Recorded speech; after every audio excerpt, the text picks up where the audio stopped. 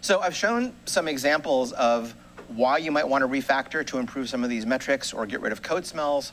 I've shown a couple of examples of actual refactorings, but what we haven't done yet is sort of do a step-by-step example, starting from a piece of code that would benefit from refactoring and going through the individual steps to get to a better result. So that's what I want to do next.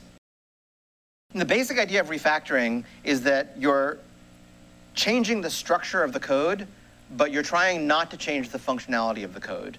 So you're starting with code that has some problems, and through incremental steps, you're transforming it to code that has fewer problems, ideally. Each step of the way, hopefully you have some tests. If you don't have some tests, you're doing TDD as you make these changes so that every change is protected. And you're essentially trying to minimize the time during which your tests are read. And you want to end up in a situation where whatever tests you do have are now passing again. Your code, in other words, is behaving the same, but you have measurably improved the structure or removed some bad characteristics of it. Refactoring as an idea has been around for a long time, and there's actually a book by that title by Martin Fowler and others. Many of us consider it sort of the definitive catalog of all the different refactorings you can do. The book was very popular and since has been specialized so that there are editions showing examples in a variety of different languages, including Ruby. And it's kind of like a recipe book. For each refactoring, it tells you what the refactoring is called, when is it appropriate to use it, what problem it solves, and then a step-by-step kind of mechanical recipe to apply the refactoring, and along with some examples in the target language. So we're going to do exactly this for one or two specific refactorings so that you get the idea of how this work kind of goes. And to do it, I'm going to show an example of refactoring and protecting a piece of code that came from, this was a real news story in around 2008, 2009. Many of you may or may not ever have heard of the Microsoft Zune, which when it came out was supposed to be the competitor to the extremely popular Apple iPod. But unfortunately, it turned out that one of the early Zune models had a firmware bug that would make it turn into a brick.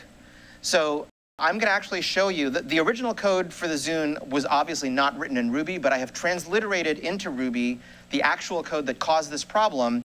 And we're going to look at how to refactor it and where we might have caught the bug that unfortunately, in the case of the Zune, the bug made it all the way into production devices. And by the way, the bug was that if you rebooted your Zune on a specific day or a specific time in 2008, it would be a brick. It wouldn't work. There would be nothing you could do. Resetting, factory reboot, nothing would work. The only remedy was to wait until January 1st, 2009, and then reboot it again. So let's take a look. This is a Ruby version of the code that was ultimately determined to have caused the problem. Now, without doing a detailed code inspection, if you see constants like 365 and 4 and 400, it's a pretty good hint that this has something to do with years and leap years and stuff like that. So what's actually going on here is the Zune had an internal hardware clock chip that would basically tell you how many days have elapsed since day number 0. And in the case of the Zune, day number 0 happened to be defined as January 1st of 1980. And so what this function is supposed to do is, given that number, how many days since January 1, 1980, it's supposed to tell you what year, month, and day is it right now. Seems pretty straightforward, right? And of course, in order to figure that out, you have to know how many days are in a year, and you have to know if it was a leap year, et cetera, et cetera, et cetera. So this is the first version.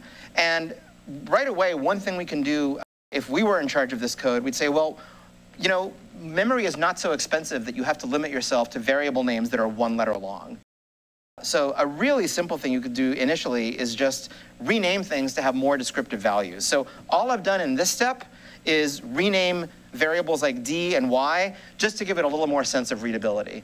Now this is a purely mechanical step, but it's easy to underestimate how much easier this makes it when you're looking at the code, because now your brain is picking up on signals from what the variable names actually are. Happily, we can run this code, and that's what we're going to do.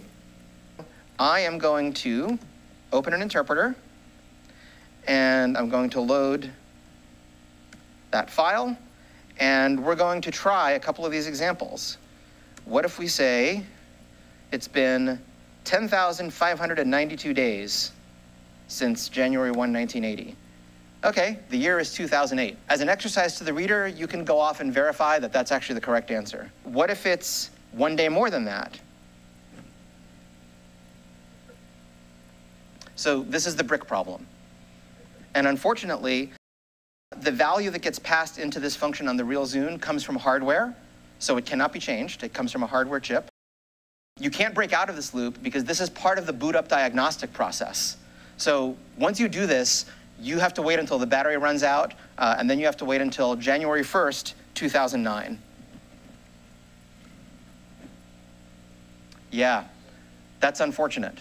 So let's take a little bit closer look at the code. So if we were starting to refactor this, applying some of the techniques that we looked at before, one of the things that we see is that there's actually a lot of mixture of what and how going on here. So I did one version of the refactoring where I have pulled out, I have extracted a helper method called leap year question mark. So what am I doing here? I'm replacing a how with a what. The what is a given year a leap year or not? The how is, this is how you compute whether something is a leap year. So what I've done here, and by the way, we'll go back after this process is done, we'll actually go back and show snapshots of the code with each set of changes highlighted so you can see exactly what changed. But in this step, the only thing I changed is instead of having the calculation of a leap year in the main method, I pulled it out to a helper method. So now, one benefit of that is that I can test it separately, right? And this is kind of, one of the big things about making methods short and doing refactoring is if a method is short and it only does one thing and it has few arguments, that means that you can more easily write a test for it. And indeed, I wrote some tests for it, and I included them right in the file there. Oops, let's, right? And I can satisfy myself that using some non-critical values and critical boundary values, that my notion of calculating a leap year is correct. You could write more tests for it if you wanted, but the point is it is now testable, right? Think about, in the previous case where the leap year computation was just embedded in the body of this method, separately testing if I had that calculation right would be extremely awkward. So lesson number one, right? Okay, so what else can we do? That's pretty good. We've extracted a method. We've made this main method a little bit simpler. The next improvement we can make is we actually extract a class. So I've been passing days and year around, and it seems to me that if we remember the single responsibility principle, a class should do only one thing, should have only one responsibility. Okay, maybe there is a class waiting to be defined here whose one responsibility is to do this job, to take this integer and convert it into a valid year. So there's sort of no harm in extracting a class. I'm going to wrap this in a class and make the instance of the class have the variables that correspond to the number of days that I'm trying to do, the initial year that I'm counting from, because now I could also write tests where I stub that out and provide a different value. And now I've also pulled out two other helper methods, because basically what I was doing before, if you look at the previous version of the code, let's go back to that. What I was doing before is, essentially what I'm doing is I have this large number of days and I'm trying to count them back down until I get to 0. That's how I know what year it's going to be. So basically I'm trying to figure out if the current year that I am calculating so far is a leap year, then I have to peel off 366 days in order to count up to the next year. But if it's just a regular non-leap year, then I peel off 365 days, right? So that much you can get from kind of inspecting the code, and if that's what we're doing, why don't we make it more readable? So now I'm saying, if it's a leap year, I will add a leap year, otherwise I will add a regular year. So again, notice how this top-level method is much, much less now about how than it is about the what. The how is being delegated to these other methods whose names tell us what they do and whose steps tell us how they do it. So here's my adding a leap year, and here's my adding a regular year. Again, all I'm really doing is moving code into separate and now testable functions. And if I actually wrote some tests for those as well. I didn't have to do too much refactoring here because there isn't too much new. All I really had to do was rewrite my test, because now some of the values that the test manipulates are instance variables of a class rather than being plain old variables. So cool, I can run my tests, everything still looks good. What's the next improvement I can do?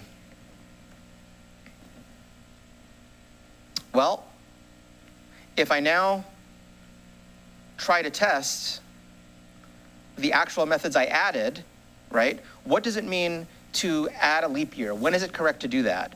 Well, if there's not enough days left in the year, then I should not add another year to the count. If there is greater than a year of days left, then I should. And if there's exactly a year left, then I also should.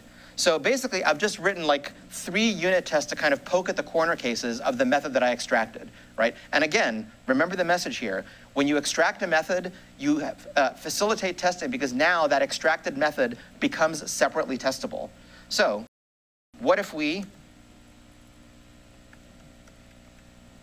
actually run those, and that is v4, except that one of the unit tests actually fails, which is revealing. And it's basically the one that says should peel off leap year if exactly 1 year of days left, right? So what am I saying here? Let's remember the context. If it is a leap year, right, and so I'm basically passing a number of days that makes it exactly equal to, it's the end of a leap year, and the condition says that when this is the situation, I should peel those days off and add 1 to the year counter. Except my test said it expected the calculated year to change by 1, but it actually didn't change. It changed by 0. So I was expecting that if I start with 2008 and there is exactly 1 leap year's worth of days remaining, once I peel off those days, the year counter should go to 2009. And my unit test is saying that it didn't do that. And because this method is separately testable, we can go up to the add leap year method and we can look at why. What's wrong with the add leap year method now that you've seen the test fail?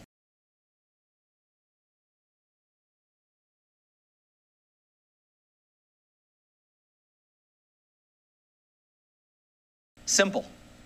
And yet, now you can see why it bricked the old version of the code, right?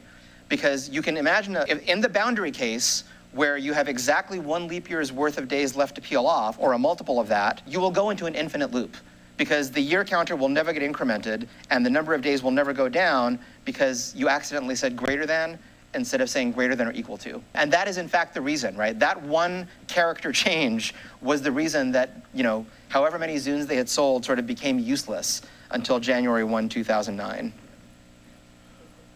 I know, this is a true story. So basically, this is kind of our final version, right? The top level method, convert, still has its own entry point, but now if you just read the method, it basically tells you, just by the way things are named, what it is supposed to do. And there's these helper methods that we extracted that tell you how it is supposed to be done. And because each one of those steps is now pulled out into its own helper, we can test them separately. Now, does this guarantee that if the code had been developed in this manner, they would have found the bug? Maybe, maybe not. But I think it's certainly good motivation for why to approach refactoring in this way and why separately testable things, doing 1 step at a time, covering each step with tests, I think that's a strong motivation for this way of doing things. So let's kind of go back and review the highlights of that process that we just went through. So the first thing we did was really simple. We just fixed uninformative variable names, and we changed things like D and Y to days and year. Again, seems like a small change, but names of things matter. Names communicate something to the other programmer, and remember, that's who you're really writing the code for, right? You're not writing the code for the computer. The computer is going to execute it no matter what language it's in or how ugly it is. You're writing it for a future version of yourself. The next thing we did was that we extracted a helper method. So rather than having inline logic for computing if it's a leap year, we pulled that out into its own method, which is descriptively named and is separately testable. And we were able to write a few little tests for it. Then we pulled out 2 other helper methods for adding leap year and adding regular year, because that allows us to simplify what's going on inside this while loop. It allowed us to simplify what used to be a nested conditional, which is sort of hard for your brain to parse, into basically a single line that is now telling us what is supposed to happen inside this loop. And again, each one of those methods is now independently testable and gave us the opportunity to discover this kind of trivial bug that ended up having catastrophic consequences. So again, would this method of development have necessarily fixed that bug before it got into production? I don't know, I'm not claiming that. But I think it's a good motivation for why refactoring is important, why short, easily testable separate helper methods are important, not just for code readability, but maybe sometimes for ensuring code correctness too.